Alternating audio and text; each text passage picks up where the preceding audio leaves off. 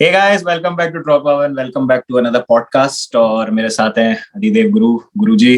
Thank you for joining us. और we will be talking about the big game ahead, the Euro 2020 final, which is between Italy and England. So to start off, सबसे पहले, is it coming home? It is coming to Rome. It looks like it's coming home. It looks like it's coming home, and I think like when I'm taking the whole picture into consideration, बहुत ऐसा लगता है कि England फिलहाल ये from the Russia का जो disappointment था उनका सेमीफाइनल से निकल गए and even throughout the tournament they didn't play वैसे काइंड ऑफ अ फुटबॉल की भाई मतलब बोल सके कि they deserve to go into the finals. ठीक है, because yes that was a great achievement for them, but I don't think so throughout that particular tournament वो लोग वैसे खेले थे. बट दिस पर्टिकुलर यूरोस में it has hardly seemed like they have put at least a foot wrong in the defensive department. ठीक है कि मतलब वो अपने बेसिस कवर्ड रखते थे. हमको ऐसे फैंसीफुल फुटबॉल दिखा नहीं है उनसे उतना ज्यादा, पर अपने बेसिस मोस्टली कवर करके रखते थे. And I think in the final it may just come, although I don't know whether I want it to come home or not, but but I think final it may just come home because of all of this, and because of the fact that the support that they've got at crucial junctures in this tournament is मतलब home support ही मान लो उसको. Simple सी चीज है, home support ही मान लो. और home support बहुत ज्यादा फायदा देती है हर टीम को हर एक मैच में, जो तुम भी जानते हो. तो वही चीज है. I think it's coming home at least from एक सर्टेन दिमाग में एक सर्टेन चीज बोल रही है कि इट्स कमिंग होम. बट एक जो है कि सपोर्ट जो मैं चाहता हूँ वो आई डोंट फील कि मतलब इट शुड कम होम. तो वही है. थोड़ा सा मेरा भी इसमें मतलब सेम ही आउटलुक है आपके जैसा कि लग रहा है it's coming home, but I also don't want it to come home. और एक्चुअली बात अभी अपन मैनेजर्स की नहीं करेंगे, मैनेजर्स की बात बाद में करेंगे, टैक्टिक्स और मैनेजर्स की. बट जब भी अभी बात हुई है इस यूरो में, जब भी टूर्नामेंट स्टार्ट हुआ है, तो इटली की बात हुई है बहुत ज्यादा और इटली पे फोकस रहा है, क्योंकि Italy kind of under the radar निकल गई पिछले 1-2 साल में. आप देखोगे तो इटली के पास अभी वो स्टार पावर नहीं है जो कहीं ना कहीं पहले होती थी. मतलब वर्ल्ड बीटर्स नहीं है उनके पास, but as a team they are magnificent.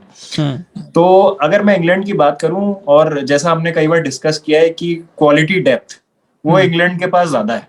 अगर आप देखोगे उनके, चाहे आप उनके डिफेंस में देख लो, मतलब players like Ben Chilwell and Tyrone Mings को एक चांस जरूर मिला था, बट बेन चिलवेल को भी एक स्कॉटलैंड के गेम के अलावा ज्यादा चांस मिला नहीं.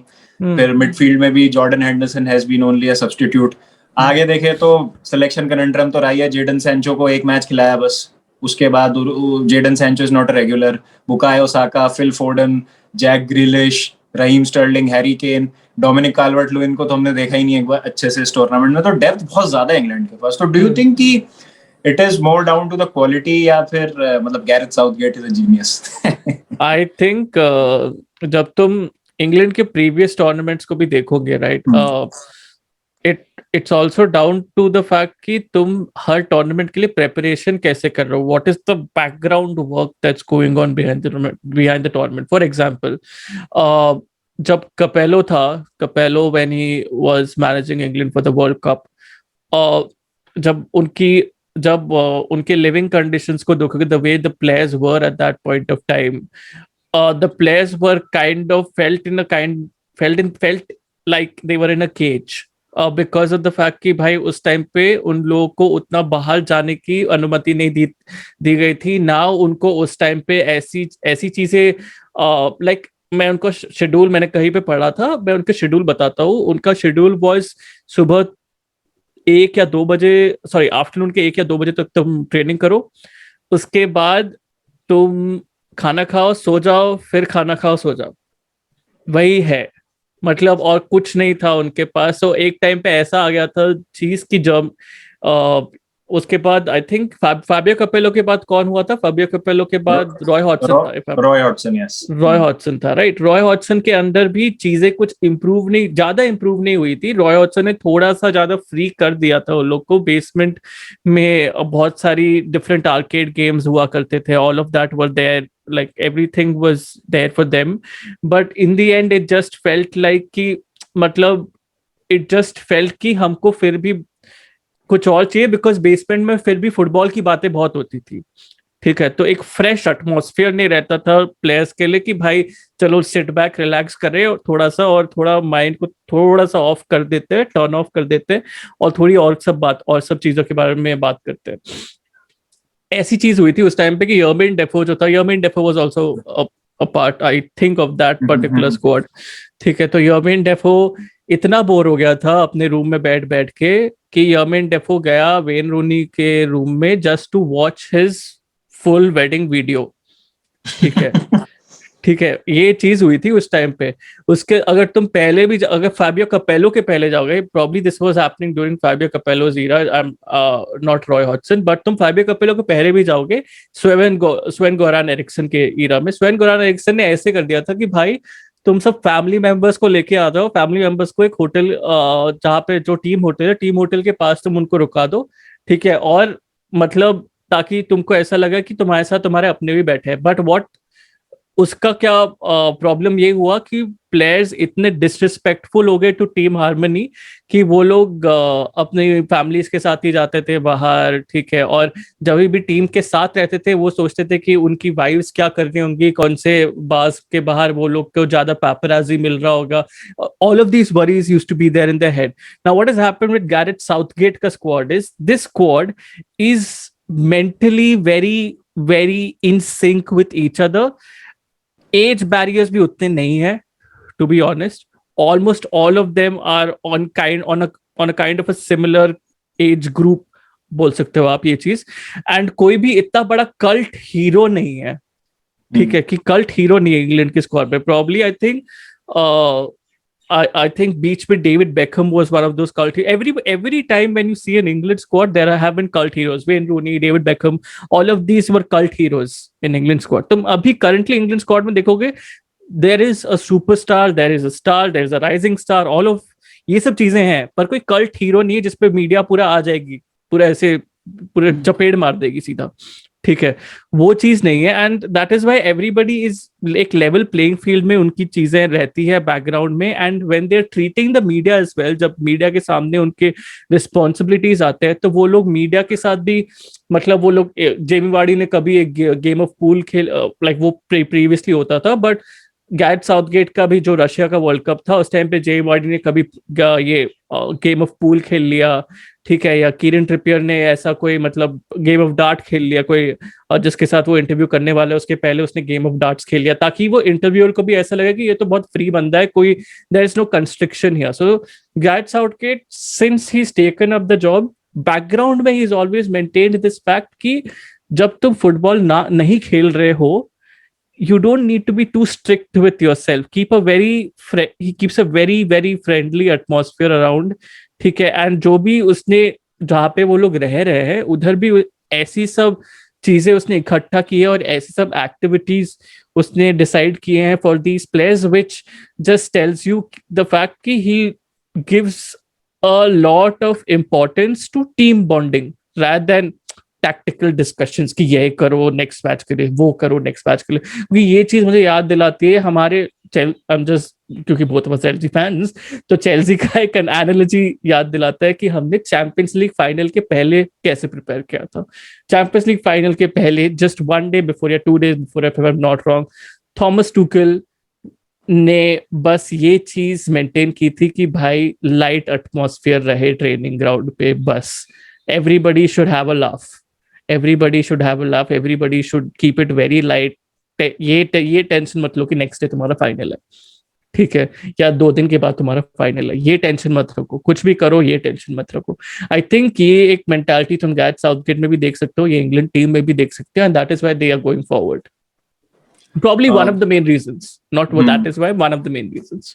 बहुत मतलब अच्छे से समझ किया आपने कि what has gone right for England, क्योंकि हम हमेशा अगर उनके स्क्वाड स्ट्रेंथ की बात करें तो ऑन पेपर तो उनकी बहुत ही बढ़िया टीम रहती थी हमेशा भी। और गोल्डन जनरेशन की बात करते हैं, जैसे किसी भी टीम की गोल्डन जनरेशन चल रही है अभी, जैसे 2018 इट वाज क्रोएशिया, बेल्जियम का भी गोल्डन जनरेशन है, इंग्लैंड का हमेशा ही गोल्डन जनरेशन रहता है, उनके आते रहते हैं टैलेंट्स। मतलब इंग्लैंड और जर्मनी ऐसी टीम है कि वो ऑन पेपर हमेशा बढ़िया ही होंगी। तो I think beautifully summed up किया आपने जो बताया कि what has gone right for England. और एक ये भी है फैक्टर जो मुझे लगता है कि अंडर 23 अंडर 17 से जो भी टूर्नामेंट्स है, ये बहुत सारे प्लेयर्स जो हैं वो एक साथ जीतते हुए आ रहे हैं, जैसे माउंट, फोर्डन, सैंचो, ये सब मतलब काफी लेवल्स पे एक टीम में भी रहे हैं। तो आई थिंक उसका भी बहुत ज्यादा फर्क पड़ता है। अभी और भी फर्क देखने को मिलेगा because now with Jadon Sancho transferring to United, ठीक है। And the other thing being is I think ये जब चीजें होती है ना कि जब एक मास एक्सोडस होता है एक सर्टेन लीग से to the English Premier League, ठीक है, तब different countries start to benefit from this, ठीक है। बहुत बेसिक सी पॉइंट है बट आई थिंक मुझे लगा कि मैं ये दिखा दूं इधर बिकॉज हम इंग्लैंड की डिस्कशन कर रहे हैं। If you look at the England squad currently and if you look at compare to the French squad, ठीक है, फ्रांस के स्क्वाड के साथ तुम कंपेयर करोगे, जमीन आसमान का डिफरेंस है इन terms of local bread talent, ठीक है। आई थिंक इंग्लैंड करेंटली, ये भी एक स्टैट है, England currently has the most number of players who have been bred at home, ठीक है, इन देयर इंटरनेशनल स्क्वाड। तुम पूरा सब्स्टिट्यूट बेंच पे ले लो, पूरा 23 मैन स्क्वाड उनका वैसा है, ठीक है। So it's the highest in the current Euros का सेटअप, ठीक है।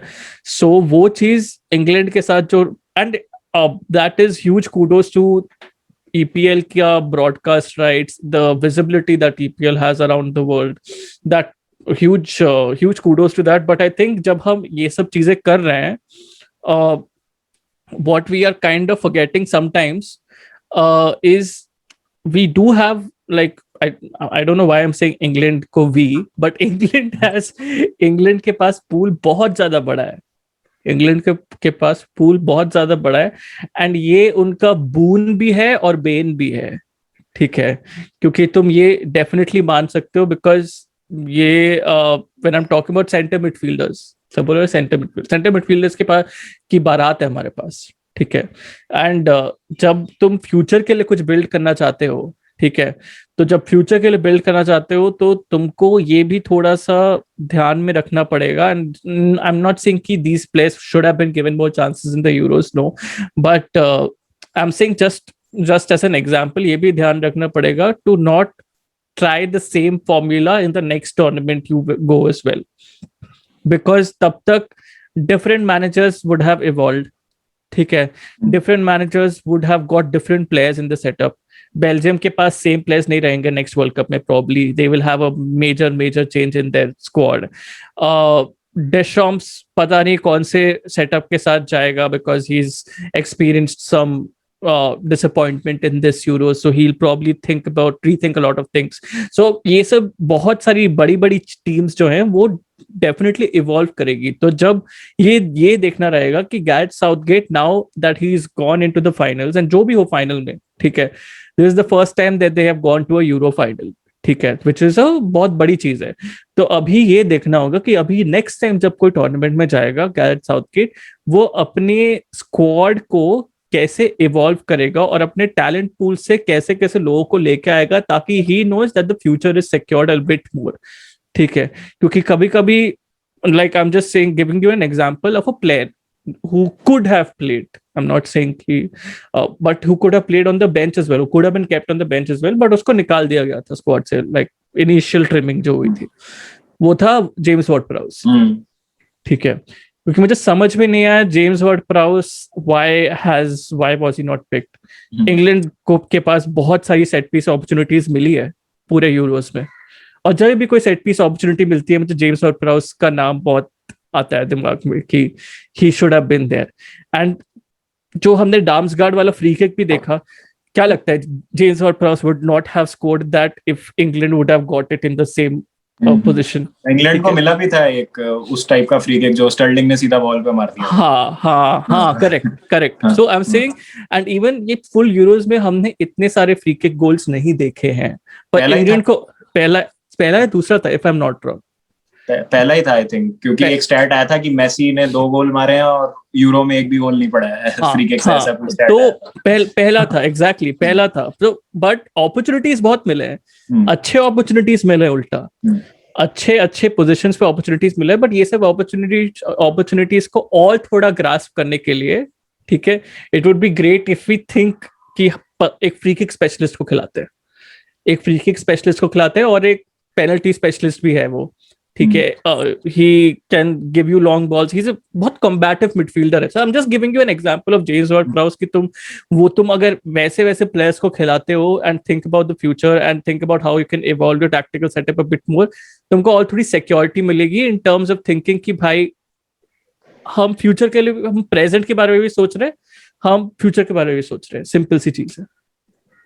और जैसा आपने बोला कि सेटअप बहुत अलग हो सकता है अभी और बाद में, तो अगर हम बात करें जो रन रहा है अभी तक इंग्लैंड का, all the way from group stages to final, और सेम फॉर इटली, तो दोनों का रन बहुत अलग अलग रहा है। इटली ने बहुत अच्छी टीम्स के अगेंस्ट खेला है, जैसे Austria was a difficult game in round of 16, then they were able to turn over Belgium, फिर उसके बाद स्पेन, तो back to back 3 games high pressure, जिसमें से 2 गेम एक्स्ट्रा टाइम में गए, जिसमें एक game went to all the way to penalties, ठीक है।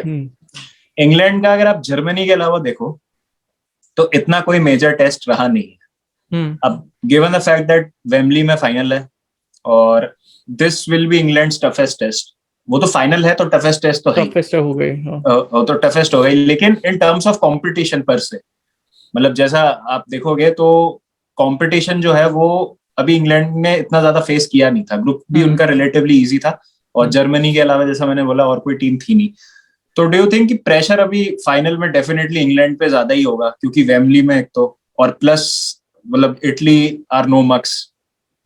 पहली बात तो इंग्लैंड मेरे हिसाब से इंग्लैंड की एक सबसे बड़ी टेस्ट थी, वो क्रोएशिया वाली थी मेरे हिसाब से, क्योंकि क्रोएशिया ने स्पेसेस तो ओपन किए थे इंग्लैंड के, ठीक है। जर्मनी अभी 2-3 बार डेफिनेटली किए थे, but for large amount of time England काफी सिक्योर्ड लग रही थी फुल गेम में, ठीक है। Germany as a whole throughout the tournament बहुत क्लूलेस टीम लगी है, ठीक है, कि उनको क्या करना है, लाइक अगर प्रेसिंग खत्म हो गई अटैकिंग फेज में तो उसके बाद क्या करना है, तो वो उधर वो हड़बड़ा जाते हैं Germany. And largely I felt that सबसे बड़ा टेस्ट इंग्लैंड के लिए इसलिए क्रोएशिया थी। क्रोएशिया के बाद मुझे ऐसा लगा नहीं कि इंग्लैंड बहुत टेस्टेड हुई है, बिकॉज स्कॉटलैंड के अगेंस्ट इंग्लैंड अपने ही मिस्टेक्स की वजह से सब चल रही थी। स्कॉटलैंड ने तो बहुत चांसेस क्रिएट किए थे उस गेम में, but it was largely due to England अपने tactical, not tactically as well, मैं साउथगेट के लिए उतना नहीं बोलूंगा, बट आई एम सेइंग कि इंग्लैंड अपने इंडिविजुअल एरर्स की वजह से बहुत हुई थी उसमें। But right now I feel कि इटली के अगेंस्ट मैं अगर पिक भी करना चाहूंगा ना कि भाई और कि मतलब ये प्लेयर्स को इटली टारगेट कर सकता है, पिक भी नहीं कर सकता, क्योंकि दूसरी चीज ये है कि इंग्लैंड के ऊपर ये भी क्वेश्चंस उठाए गए थे कि मतलब इंग्लैंड कमबैक कर पाएगी कि नहीं कभी बिफोर द सेमीफाइनल होने के पहले, कि मतलब इंग्लैंड कभी कमबैक नहीं की ना थ्रू आउट द टूर्नामेंट, कभी कोई सिचुएशन से कमबैक नहीं किया है। तो वो भी चीज थी कि भाई मेंटालिटी कैसे है उनका कि वो लोग कमबैक कर पाएंगे कि नहीं, बट उन्होंने with in 8 minute I think comeback किया अगेंस्ट डेनमार्क, ठीक है। तो वो भी चीज कैंसिल हो गई, ठीक है। तो मतलब आई एम सेइंग कि that's why you can't even target any player in the England squad currently, because individually as a so ये चीज होती है ना कि हम जो एक मुहावरा रहता है कि दाने दाने से ही एक माउंटेन बनता है, ठीक है। तो वो चीज ना इंडिविजुअली सब इतना अच्छे कर रहे हैं ना कि कलेक्टिवली इंग्लैंड बहुत अच्छी दिख रही है, एंड यू कांट इवन से कि भाई ये इंडिविजुअल को टारगेट कर सकती है इटली, नहीं। हम डेनमार्क के अगेंस्ट बोल सकते थे, वो जो इंग्लैंड ने किया, जो मैं एक्सपेक्ट भी करता था कि तुम वेस्टरगार्ड वही फ्लैंक में टारगेट करो, क्योंकि Westergaard has got a mistake in him, and Westergaard की वजह से डेनमार्क का ऑर्गेनाइजेशन बहुत बिगड़ा भी है, ठीक है, because he came out of the defensive line, Denmark Christensen Simon Kjaer को हैंडल करना पड़ा था वो सिचुएशन पर, लेकिन स्पेसेस पीछे थे और रहीम स्टर्लिंग जा रहा था अंदर। बट ये सब चीजें तुम इंग्लैंड में नहीं बोल सकते हो, इंग्लैंड के बैक सेटअप में नहीं, इंग्लैंड के डिफेंसिव सेटअप में नहीं बोल सकते हो, बिकॉज इंग्लैंड के defensive setup are very organise throughout. सामने जो 2 पिवट है वो हर बार 2 पिवट्स ही रहते हैं। अगर कैल्विन फिलिप्स आगे चला गया तो there will be someone who pushes up in front as an inverted wing back, Kyle Walker आ जाता है डबल पिवट सपोर्ट करने के लिए डेक्लन राइस को, तो वैसी सब चीजें होती है। तो that is why I think कोई भी क्वेश्चन उठ जाए इंग्लैंड पे, England will definitely have an answer. But या आई थिंक हम इटली के डिस्कशन पे आएंगे, but just to finalise my answer, I think कोई भी तुम एज आई सेड कोई भी क्वेश्चन उठा लो इंग्लैंड पे, दे विल हैव एन आंसर। और मैं अगर अपना पर्सनल पॉइंट ऑफ व्यू दूं तो मेरे को कभी कभी साउथगेट के कुछ डिसीजंस वो बहुत ज्यादा क्वेश्चनेबल लगे हैं। जैसे फॉर एग्जांपल लास्ट मैच की बात करूं तो जैक ग्रिलिश को सब्स्टिट्यूट लाके फिर उसको सब्स्टिट्यूट कर देना ट्रिपियर को ले आया। अच्छा that was a good decision, I will tell you why. नहीं मेरा मतलब ये था कि ये स्टर्लिंग को क्यों नहीं वो हटा के उसको। हाँ, मैं बोलता हूँ क्यों, क्योंकि Sterling through even for the whole game Sterling के रन्स वेस्टरगार्ड संभाल नहीं पा रहा था, ना कि मेले संभाल पा रहा था, not throughout the game. Once Grealish came and obviously then Sterling shifted to the right, ठीक है, but when he shifted to the right तब उसका इम्पैक्ट और भी ज्यादा हो गया था, बिकॉज माइले कैसे प्रोनाउंस करते हैं यार उसके मेला बट सब समझ गए होंगे कमेंट्स में जिसके बारे में बात कर रहा हूँ। पर आई think he had a problem with pace throughout the game. Bukayo Saka ने like उसकी प्रॉपर ले ली थी, देन उसके बाद बुकायो साका ने अगर ले ली तो तुम स्टर्लिंग को अगर वो फ्लैंक पे शिफ्ट करोगे definitely will have a problem with Raheem Sterling. इसीलिए उसने रहीम स्टर्लिंग को शिफ्ट इसलिए नहीं किया था बिकॉज ही वाज थिंकिंग एक मोमेंट ऑफ इंडिविजुअल ब्रिलियंस और अगर लेके आ गया रहीम स्टर्लिंग तो हम और भी इसको सेव कर सकते हैं गेम को, ठीक है।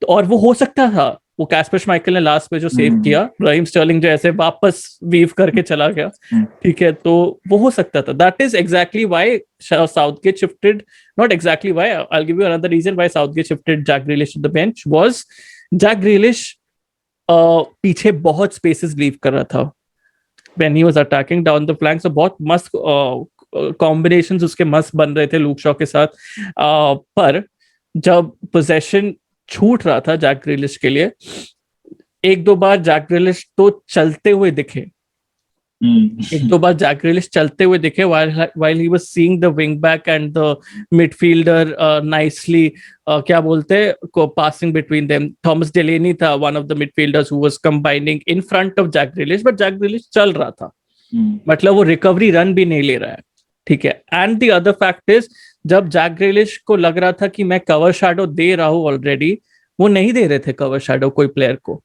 ठीक है, वो नहीं दे रहे थे कवर शैडो कोई प्लेयर को। पियर एमिल हॉयबर्ग नाइसली मस्त से पील कर रहे थे पीछे से जैक ग्रिलिश के, और Jack Grealish was being left exposed, ठीक है। तो डिफेंसिवली जैक ग्रिलिश बहुत वल्नरेबल लग रहे थे। Yes, attacking wise if there was a situation that England was still 0-0, Jack Grealish नहीं जाते, जैक ग्रिलिश नहीं जाते। But now that you are 1-0 up, final का स्पॉट है, ठीक है, and you seeing a player जो डिफेंसिवली इतना बड़ा शिफ्ट नहीं दे रहे हैं, जो भी हो, सब्स्टिट्यूट हो, जो भी हो, is a darling player for all Indian fans, for all Premier League fans, जो भी हो, पर डिफेंसिवली इतना बड़ा शिफ्ट नहीं दे रहे। It's great to just substitute him with a player who is a defender and who can do a decent enough job in an attacking sense as well. So yeah. हाँ, मतलब ये point आपका काफी सही कि जो सिचुएशन थी उसके हिसाब से मतलब जैक ग्रिलिश डिफेंस में इतना कंट्रीब्यूशन नहीं था, but again I have my reservations against Southgate. मतलब मैं मतलब वही वाली बात है ना, नथिंग सक्सीड्स लाइक सक्सेस। अगर कुछ काम करता है तो you can not question it. और अभी हम मतलब बहुत सारे स्कॉटलैंड का जब मैच हुआ था उसके बाद बहुत सारी चीजें आई थी कि ये प्लेयर क्यों नहीं खेल रहा, ये क्यों स्टार्ट कर रहा है, या ट्रिपियर को जैसे क्रोएशिया के अगेंस्ट लेफ्ट बैक पे स्टार्ट करा दिया था when you had Luke Shaw and Ben Chilwell on the bench. और फिर जेडन सैंचो रेगुलर क्यों नहीं है, बुकायो साका तो मतलब ये ब्रेक थ्रू सीजन था बुकायो साका का अभी जो हुआ है. Jadon Sancho has been doing it for like 2-3 seasons in a row. तो देखा जाए क्वालिटी और सीनियरिटी के हिसाब से Jadon Sancho should have been in the pecking order ahead of Bukayo Saka. But अब वो सारी चीजें नहीं होंगी इफ मतलब, और इफ क्या अभी होंगी भी नहीं, क्योंकि first major final in 55 years तो ठीक है, मतलब Southgate has done a good job. अब बात करेंगे इटली की थोड़ी सी. तो इटली का what has impressed you most about this Italian team अभी तक? Their philosophy,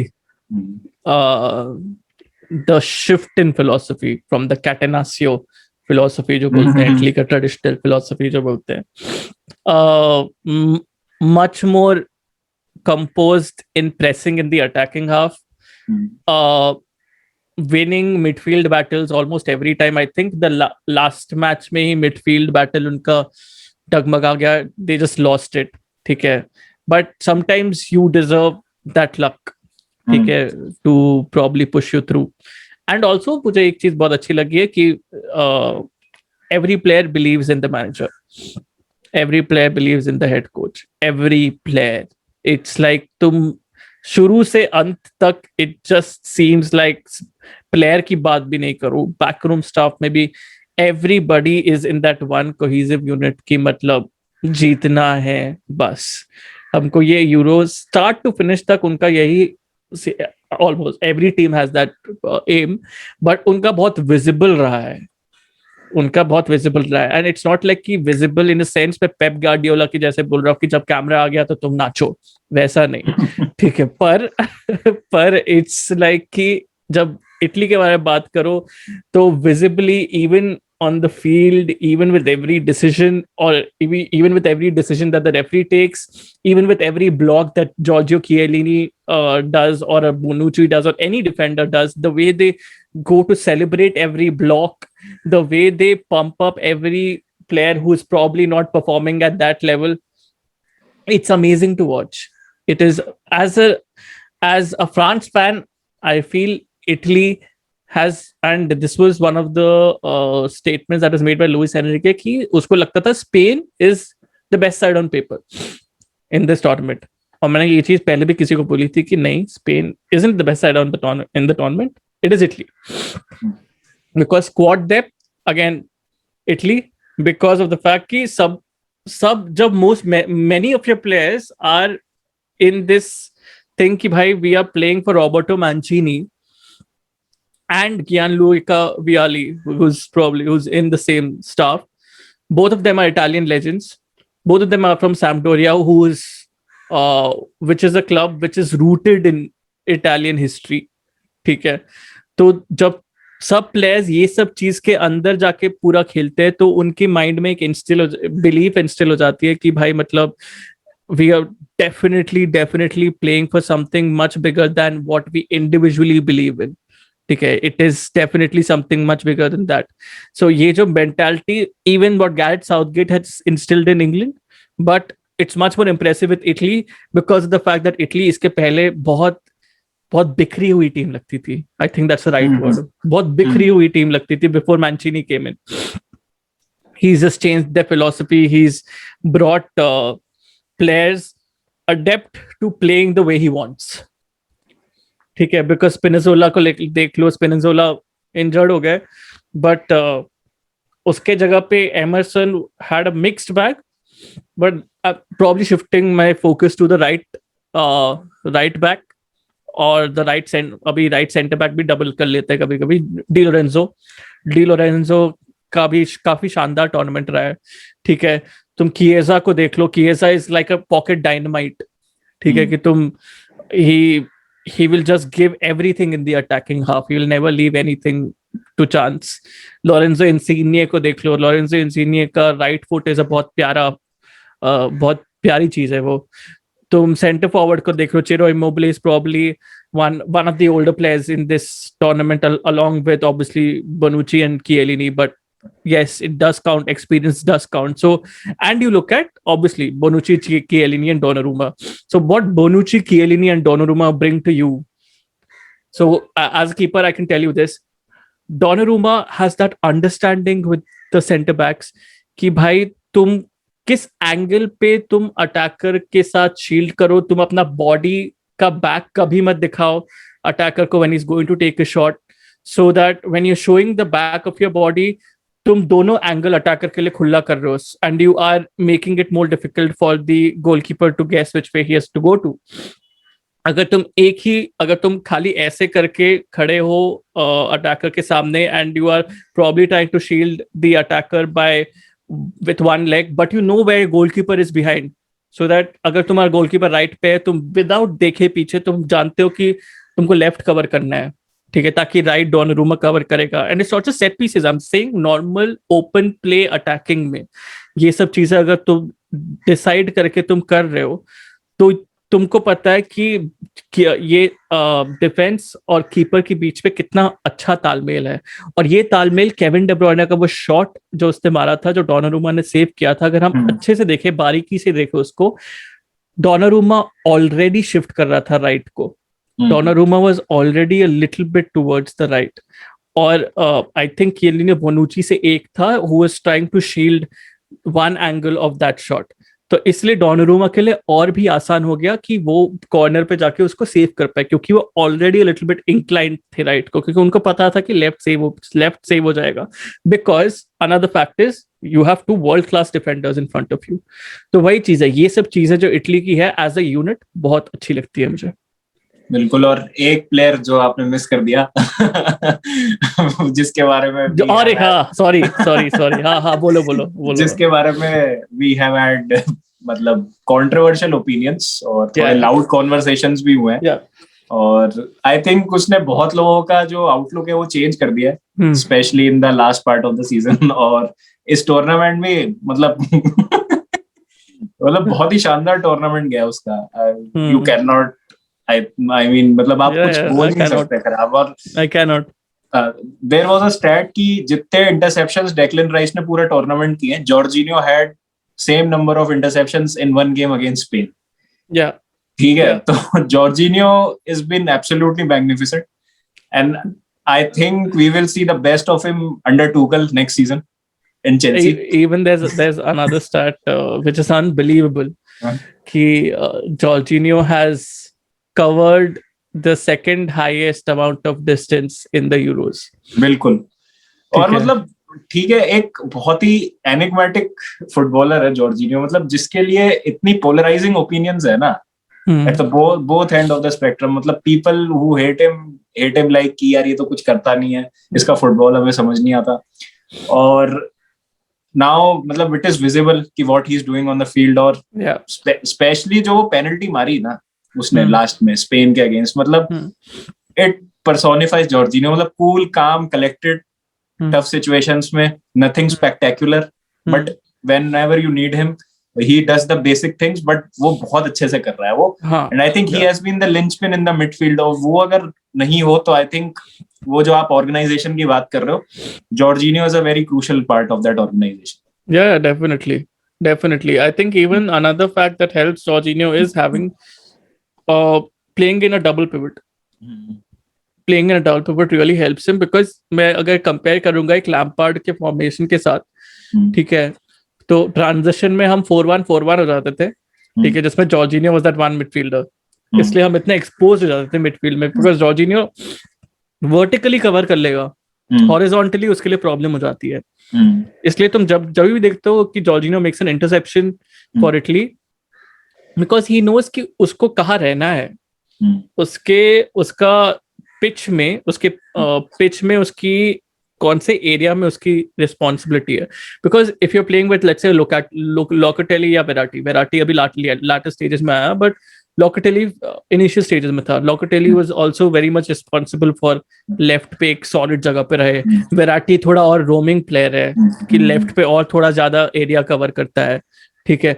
तो जब तुम ऐसे प्लेयर प्रोफाइल्स को जॉर्जिनियो के साथ खिला रहे हो, जॉर्जिनियो की ये सब जो खूबियां हैं और भी निखर के आती हैं, because of the fact that Jorginho एक सेट दिमाग से, एक सेट रिस्पॉन्सिबिलिटी है उसके सामने कि भाई उसको क्या करना है, और वो चीज ही वो करता है, बहुत अच्छे से करता है। सो इसीलिए प्रॉब्ली लास्ट में भी टुकेल के लिए लास्ट फ्यू गेम्स से भी why Jorginho shined through is because of the fact that again when you're playing him with let's say an N'Golo Kante or let's say even a Mateo Kovacic for example, जब तुम इनके साथ उसको खिला रहे हो और जब Mateo Kovacic और N'Golo Kante के पास ये रोल है कि तुम एक सर्टेन एरिया को कवर करो, तुम पूरा का पूरा विथ मत कवर करो पिच के, तुम एक सर्टेन एरिया के पास रहो, ठीक है, और वो सर्टेन एरिया तुम्हारा है, ठीक है।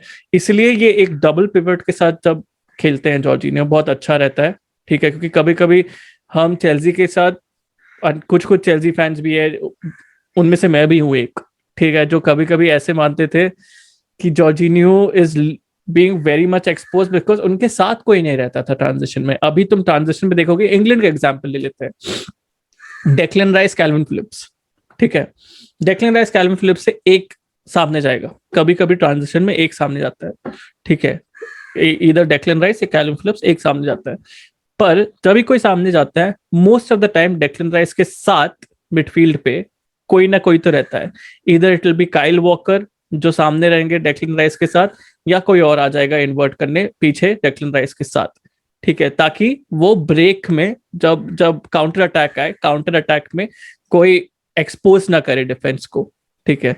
और ये सेम चीज इटली के साथ भी हो रही है because the fact that Jorginho के पास गेम इंटेलिजेंस तो है, इंटरसेप्शंस तो बहुत किए उन्होंने, ठीक है, पर ये चीज इटली के साथ भी बहुत हुई है बिकॉज द फैक्ट जब काउंटर अटैक होता है, ऑब्वियसली बहुत प्रेसिंग टीम होगी अटैकिंग वाइज, निको बरेला आ जाते हैं प्रेस करने के लिए, फिर 3 अटैकर्स आ जाते हैं प्रेस करने के लिए, पर ये जो 2 प्रोफाइल जो मैंने अभी बताई, वेराटी लोकेटेली या Jorginho, all 3 players like to sit deep, ठीक है, even in an attacking transition they like to, sorry defensive transition they like to sit deep, उतना ज्यादा प्रेस नहीं करेंगे तुमको, ठीक है, एक सर्टेन एरिया तक प्रेस करेंगे पर वापस आ जाएंगे उसके बाद, ठीक है, अगर नहीं हुआ वापस आ जाएंगे, ठीक है, ऑर्गेनाइज रहेंगे, और ये चीज जॉर्जिनियो को बहुत भाई है, and that is why probably I think one of the reasons why Jorginho has racked up great numbers. Yes, बहुत composed रहे बॉल पे, बहुत सारे again बहुत सारी passes निकाली है उन्होंने, not necessarily horizontal passes, कभी कभी किएजा को भी unlock किया उन्होंने wings पे with some long balls, with 1 or 2 long balls there.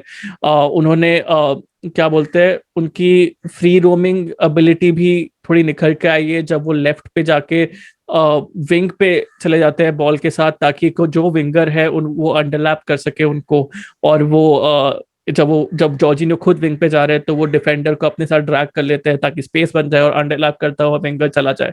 तो ये सब चीजें भी उन्होंने की है इस यूरोज में।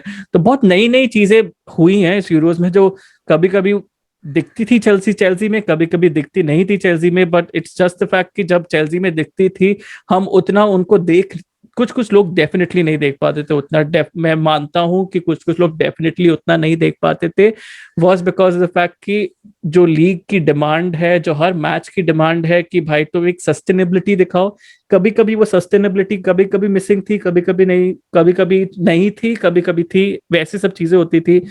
और एक चीज थी जो बंदा उनके साथ खेलता था, एनगोलो कांटे या लेट्स से कोवाचिच फॉर एग्जांपल, कोवाचिच तो थोड़ा फेड हो गए थे बाद में, बट एनगोलो कांटे, एक कंपैरिजन ऑलवेज हो जाता था मेंटली ऑलवेज हो जाता था, and you can't fault anyone for that, ठीक है। कुछ लोग इसलिए जॉर्जिनियो को पसंद कर पाए क्योंकि उनको लगा कि जॉर्जिनियो बहुत अच्छा बॉल पोजेशन रखते थे एंड ऑल ऑफ दैट, क्योंकि फैंस की भी प्रोफाइल होती है, to be honest, be very honest, ठीक है, जैसे प्लेयर प्रोफाइल्स होती हैं, every fan has a profile of how he is watching the game, ठीक है, it's every fan can decide how he wants to watch football। अगर एक fan को पसंद नहीं है, क्योंकि अगर तुम कोचेस को देखोगे, हर कोच एक टाइम पे फुटबॉल फैन रहा है, ठीक है, हर कोच एक टाइम पे फुटबॉल फैन रहा है। क्या तुमको लगता है कि मार्सेलो बिएल्सा को अल्ट्रा डिफेंसिव फुटबॉल पसंद था? नहीं, मार्सेलो बिएल्सा ऑलवेज शुरू से उसको यही था कि he wanted to be like a Bielsista kind of, Bielsista बुलाते हैं उसके फुटबॉल को, तो he want to play like that kind of football जहाँ पे हाई प्रेसिंग हो ताकि हम बॉल रिटेन कर सके जल्दी से और उसके बाद हम we can break them when they are down, वैसा टाइप। क्या तुमको लगता है कि पेप गार्डियोला को ऐसा पसंद था कि भाई हम डायरेक्ट खेलें? नहीं, शुरू से दे नेवर लाइक्ड दैट।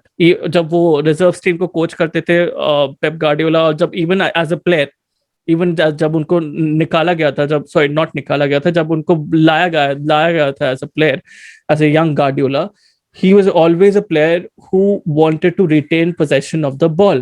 उनका प्लेयर प्रोफाइल हर बार यही रहा है। क्या तुमको लगता है कि एंड्रियस क्रिस्टेंसन ऐसे बने थे ऊपर कि भाई मैं आइडलाइज करूंगा रोनाल्डिनियो को? नहीं, क्योंकि एंड्रियस क्रिस्टेंसन क्यों आइडलाइज करेंगे रोनाल्डिनियो को? एंड्रियस क्रिस्टेंसन का प्रॉब्ली वैसे, तो इसलिए मैं वही ट्राई कर रहा हूँ, सबका नजरिया जो देखना होता है, सबका नजरिया होता है एक फुटबॉल देखने का, सबका नजरिया डिफरेंट रहता है। So I think as a fan we can look at Jorginho anyway, because Jorginho is that kind of player which divides opinion, because आजकल फैन opinions भी बहुत evolve हो गए हैं, फैन profiles evolve हो गए हैं, तो यही चीज है Jorginho की। otherwise he has been magnificent in this Euros, I think उस पे everyone agrees। बिल्कुल, और not only in this euro, और चेल्सी के भी अगर आप लास्ट 3-4 गेम्स देखो, specially in the champions league, he was brilliant in the second leg against real Madrid, I still remember. और फाइनल में जो कांटे की man of the match performance आई है, उसका क्रेडिट जॉर्जिनियो को जाना चाहिए कहीं ना कहीं, because he was screening the back line very well. और वो ठीक है, वो आपने जैसा कहा कि वो जो एक पॉकेट है उसमें खेलना पसंद है जॉर्जिनियो को, थोड़ा डीप लाइन रहते हैं, और चेल्सी का भी कहीं ना कहीं सिस्टम वो था। एंड में हमने देखा कि डिफेंसिवली इसलिए दोनों टीमें बहुत ज्यादा सॉलिड है। और ठीक है, हम चेल्सी को और डिस्कशन में ले आते हैं, कोई बात नहीं वो बनता है वो। अच्छा, ओके, तो coming on to the player to watch out for in this final, England और इटली के पॉइंट ऑफ व्यू से आपके हिसाब से?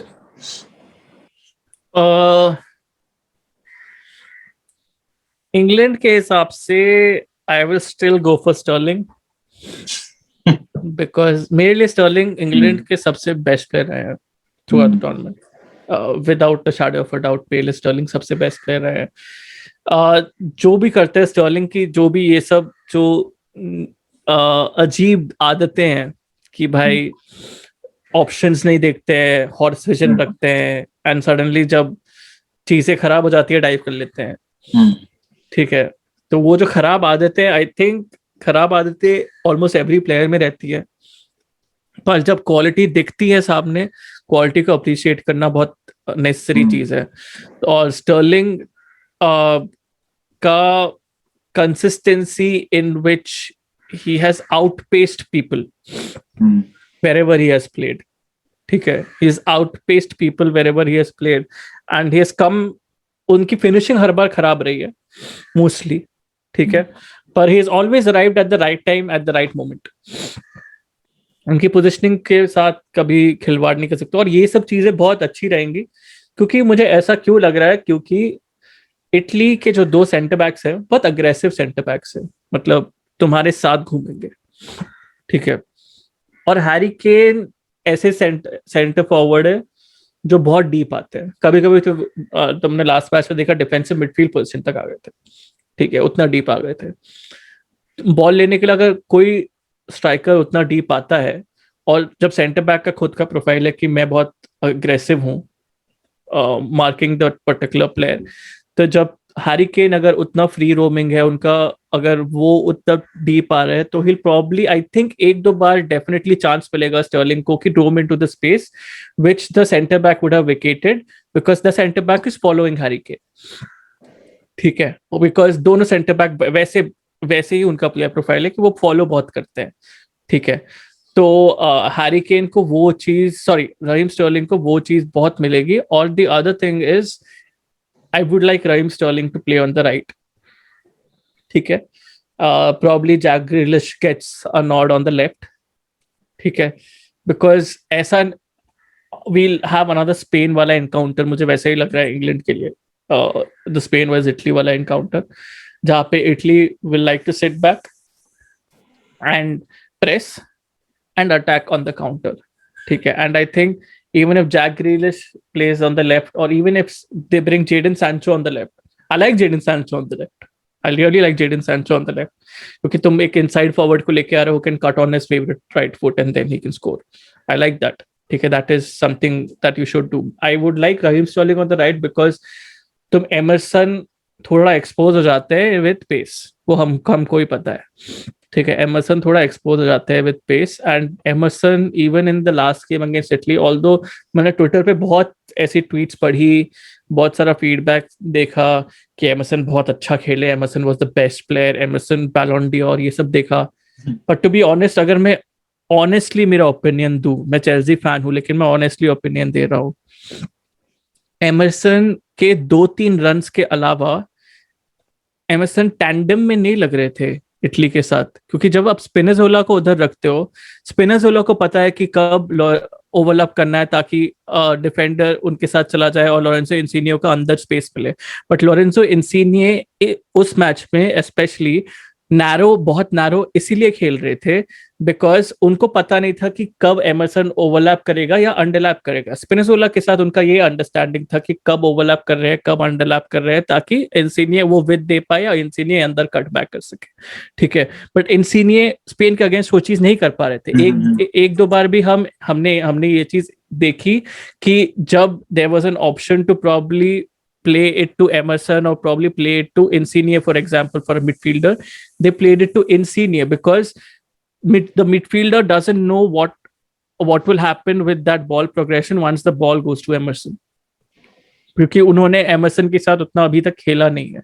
तो नेसेसरली मैं एमरसन के ऊपर ये ब्लेम नहीं डालूंगा, it's just because of the lack of game time, lack of first team action that Emerson has had throughout the season.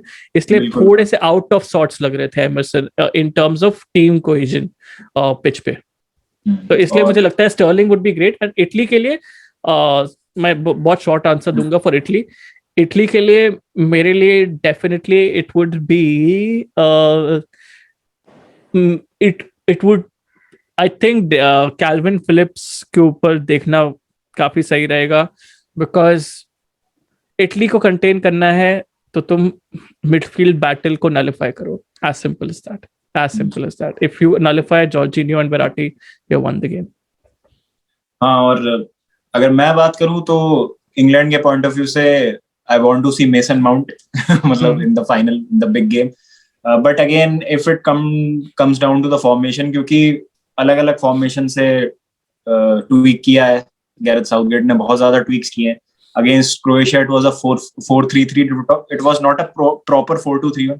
It was more like a 4-3-3. Against Germany, it was a 3 at the back with wing backs and 2 inside forwards playing Saka and Sterling. और फिर हमने देखा against Ukraine and against Denmark, it was a 4-2-3-1 with Mount playing that center attacking midfielder just behind the center forward.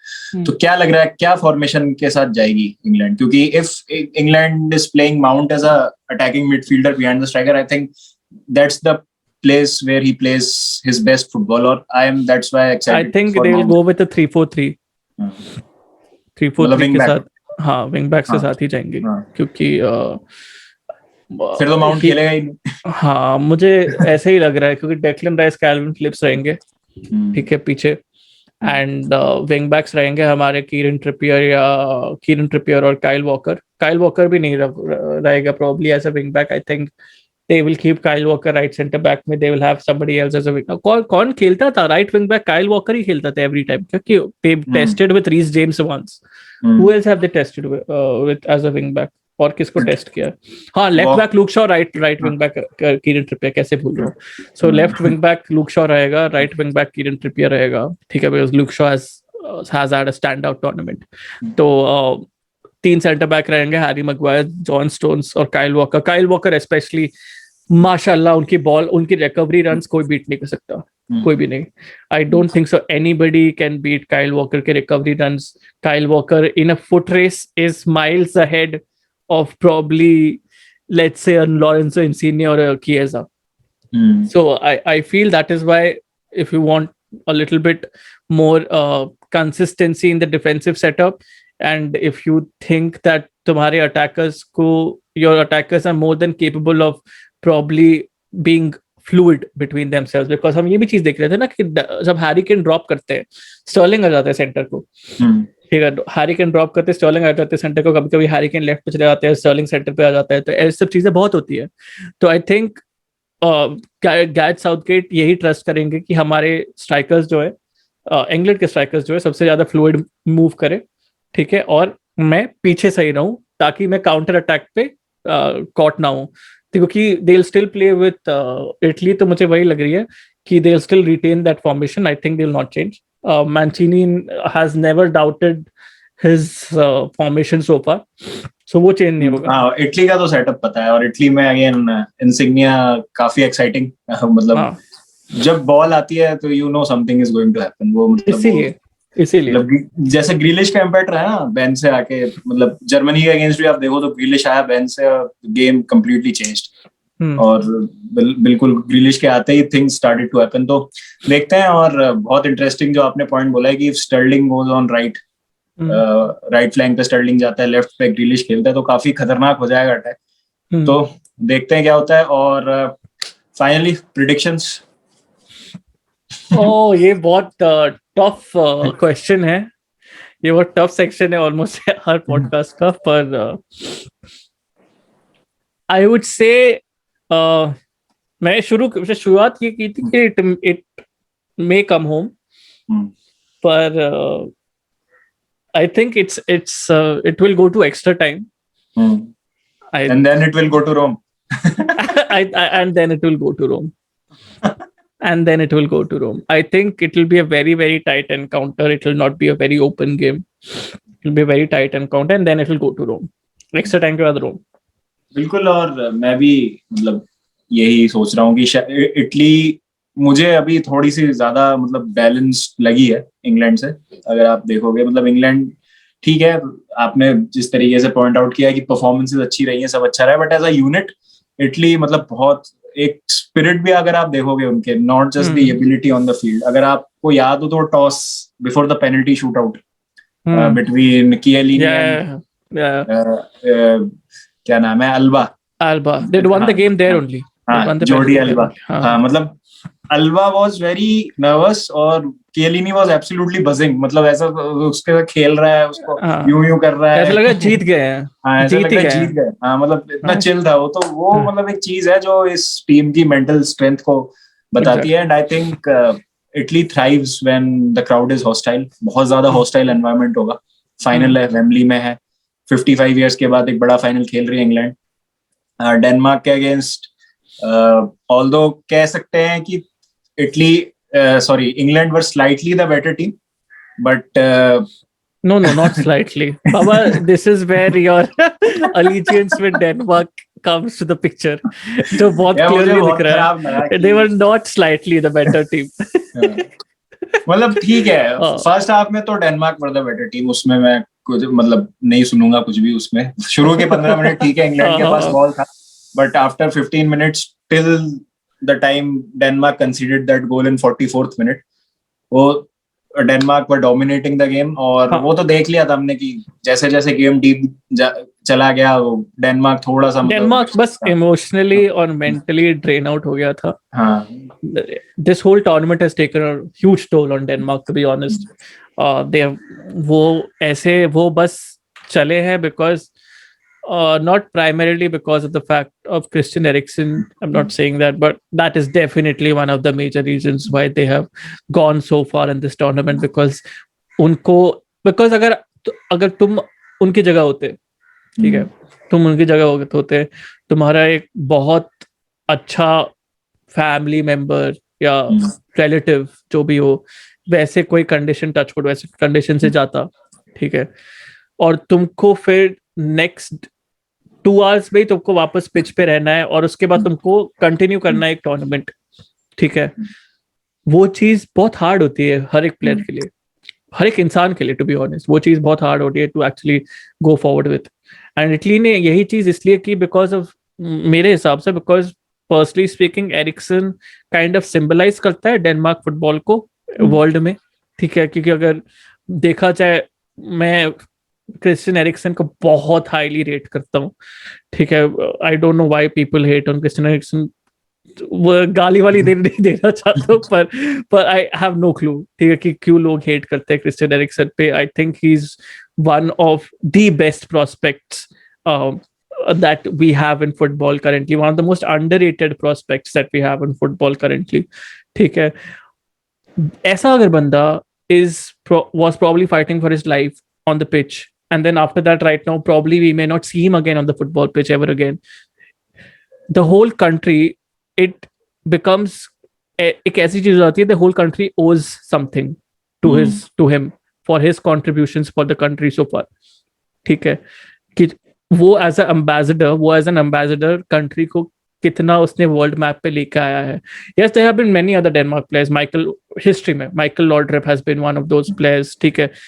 So there have been, and the 1992 team as well, which won the World Cup. ठीक है. Euros, my bad. Which won the Euros. ठीक है. जब वो लोग खेलने भी नहीं वाले थे Euros, to be honest. ठीक है. Peter Schmeichel. हाँ. So Peter Schmeichel is also there. But currently, if you look at the squad, I would not say there's a much more iconic player than Christian Eriksen in that squad. ठीक है. And that is why I feel like the squad owes it to Christian Eriksen for his contributions towards Danish football. And that is one of the primary reasons that they have come so far, because of mental resilience. And obviously, tactically, they have been very good as well. They have good technical players as well. उनकी बहुत अच्छी camaraderie rahi hai throughout the tournament so far. But again, they slipped up against England because English players, those players are highly experienced players. Playing. Penalty controversial थी क्या? बहुत बड़ा topic है ये. I think summarizing that वो question का answer नहीं थी. ठीक है. I think controversial नहीं थी. It was a penalty. दो बार contact हुआ है. एक बार ankle पे contact हुआ है, एक बार hip से contact हुआ है. And no, जब ankle पे contact हुआ था, Sterling was not already going down. नहीं था वो. It was a penalty. दो बार contact हुआ है. ये लोग क्यों रो रहे हैं मुझे नहीं समझ में आ रहा है. But it was a penalty, no doubt. थोड़ा सा वही emotionally driven है लोग मेरी तरह. मेरे को भी लग रहा है. अच्छा, तुमको भी लग रहा है कि पेनल्टी नहीं था? मेरे को लगा बहुत सॉफ्ट कांटेक्ट था. 50-50 था. मतलब दे भी सकते हो आप, नहीं भी दे सकते. तो उस टाइप का अगर दे दिया है then VAR can't overturn it. हाँ, मतलब वही है ना कि अगर मेरी टीम के अगेंस्ट ही होता, चेल्सी के अगेंस्ट चैंपियंस लीग फाइनल में ये हो जाए, तो मैं आग लगा दूं दुनिया को. उस टाइप का मोमेंट था. तो आई कैन मतलब आप भी समझ रहे हो ना? हाँ, समझ रहा हूँ. मेरी टीम क्या है, मतलब हमारी टीम है. हमारी टीम के साथ ऐसा हो तो हम आग लगा दें दुनिया को. वही चीज है. पर लोग जब बोलते वार नहीं ओवरटर्न कर सकता ये चीज को. It's not a clear and obvious error. नहीं, वही जैसे क्रिकेट में एम्पायर्स कॉल से इतने से आउट हो जाता है प्लेयर. हाँ, सिंपल. वो इतना स्निकोमीटर पे अगर थोड़ा सा दिख गया तो मतलब आउट हो गया. वही था. तो ठीक है. मैं मतलब मुझे ये लग रहा था कि इतना बड़ा वो है स्टेज, सेमीफाइनल है, और उसमें मतलब बिल्कुल क्लियर ब्लेटेंट कॉन्टैक्ट. अगर मैं सच बताऊं, अगर ऐसी चीज होती कि इंग्लैंड ने रद्दी खेला है फुल गेम, ठीक है, और ऐसा डिसीजन होता, मुझे डेनमार्क के लिए बहुत ज्यादा बुरा लगता. मैंने बोला यार शिट यार, ये तो अनडिजर्विंग टीम गई, वैसा लगता. बट इंग्लैंड ने extra time and second half में ऑलमोस्ट कत्ल कर दिया था डेनमार्क का. But Denmark just looked absolutely down and out. To be worn out हो गई थी डेनमार्क बिल्कुल सेकंड हाफ. हाँ, सेकंड हाफ पे भी एक्स्ट्रा टाइम में भी दोनों में मतलब लग ही रहा था पेनल्टीज तक भी जाता ना. अगर वो गोल भी नहीं, अगर वो पेनल्टी दी भी नहीं जाती ना, I am 100% sure extra time में एक गोल हो जाता. I am 100% sure extra time में एक इंग्लैंड डेफिनेटली गोल कर लेती, बिकॉज वैसा खेल रही थी इंग्लैंड. कितने सारे चांसेस क्रिएट किए यार, कितने सारे चांसेस क्रिएट किए. And big kudos to Harry Kane, the way he has come back from that whole initial tournament का disappointment कि भाई सब बोल रहे कि तो इसका तो पेस ही नहीं है, ये क्या स्ट्राइकर है, मतलब Harry Kane is not looking like Harry Kane. मतलब ये सब ओपिनियंस मतलब समझ में ही नहीं आते मुझको लाइफ में. Harry Kane मतलब तुम जानते हो Harry Kane बहुत अच्छा स्ट्राइकर है, ठीक है. He's created, I think, the highest number of assists for Spurs last season. If I'm not wrong, he created the highest number of assists for Spurs last season. And अगर striker वैसा profile का मिला है तो तुमको doubt क्यों कर रहे हो? एंड वो सेम चीज जिसमें भी की है उसने, यूरोज में भी सेम चीज ही कर रहा है. He's creating chances again. He created a beautiful chance for वो तो Sterling के लिए. It hadn't been for Kasper Schmeichel तो मतलब हो जाता है. मतलब ओवर एंड आउट होता था ये. मतलब मैंने अपने रिव्यू में भी कहा था पोस्ट मैच की, मॉडर्न गोलकीपर्स की जब हम बात करते हैं तो Schmeichel is not part of the conversation also. तो मतलब अब इट्स हाई टाइम कि हम एटलीस्ट एक मेंशन तो दें कि कैस्पर श्माइकल की क्वालिटी कैसी है. मतलब he has been one of the consistent keepers over the period of time. मतलब not absolutely. I won't say he is the top keeper. मतलब I won't say he's in the bracket of say David De Gea, Manuel Neuer, Thibaut Courtois. लेकिन he is a legend in my opinion. मतलब when it comes to the modern game. Easily Leicester City, Denmark, he showed his class. बिल्कुल. तो चलो फिर I think on this note let's hope कि the better team wins. हमें तो क्या फर्क पड़ता है, मतलब both the team has Chelsea players. अब कोई फर्क नहीं पड़ता है. फ्रांस निकल गई, डेनमार्क निकल गया, अभी और को फर्क नहीं पड़ता है. जो भी जीते मस्त है. बिल्कुल. Italy has Jorginho, Emerson, England has mount, Chilwell and James. तो जो भी जीतेगा अपने लड़के ही जीतेंगे. तो it's a win win situation for us. तो देखते हैं. हाँ, एक लास्ट क्वेश्चन जाने से पहले, कोपा अमेरिका क्या लग रहा है, कौन जीतेगा? ओ बिग.